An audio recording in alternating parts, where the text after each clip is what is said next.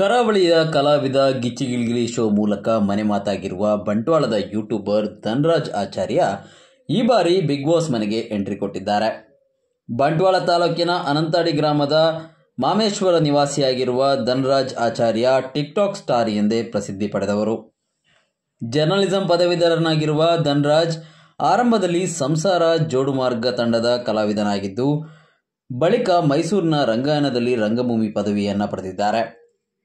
ಸಾಮಾಜಿಕ ಜಾಲತಾಣ ಟಿಕ್ಟಾಕ್ನಲ್ಲಿ comedy video ಮಾಡಿ ಪ್ರಸಿದ್ಧಿ ಪಡೆದಿರುವ ಇವರು ಬಳಿಕ ಯೂಟ್ಯೂಬ್ ಹಾಗೂ ಇನ್ಸ್ಟಾಗ್ರಾಂನಲ್ಲಿ ಕಾಮಿಡಿ ವಿಡಿಯೋಗಳನ್ನು ಮಾಡಿ ಪ್ರಸಿದ್ಧಿ ಪಡೆದಿದ್ದು, ಬಳಿಕ ಧನರಾಜ್ ಕಲರ್ಸ್ ಕನ್ನಡದಲ್ಲಿ ಬಿತ್ತರವಾಗುವ ಗಿಚ್ಚಿಗಿಲಿಗಿಲಿ ಸೀಸನ್ 2ನ ಸ್ಪರ್ಧಿಯಾಗಿ ಇಡೀ ವೀಕ್ಷಕರ ಮನೆಗೆದ್ದವರು.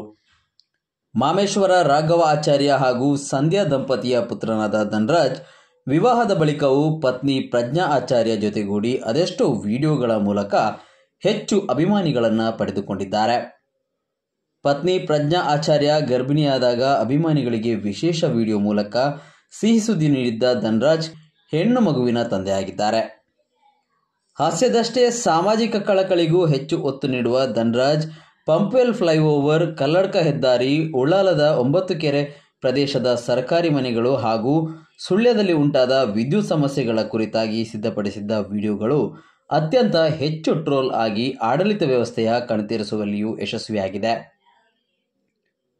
ಬಿಗ್ ಬಾಸ್ನಲ್ಲಿ ಇದೇ ಮೊದಲ ಬಾರಿಗೆ ಈ ಬಾರಿ ಕರಾವಳಿ ಜಿಲ್ಲೆಗಳಾದ ಉಡುಪಿ ಹಾಗೂ ದಕ್ಷಿಣ ಕನ್ನಡ ಜಿಲ್ಲೆಯ ಇಬ್ಬರು ಸ್ಪರ್ಧಿಗಳಿದ್ದಾರೆ.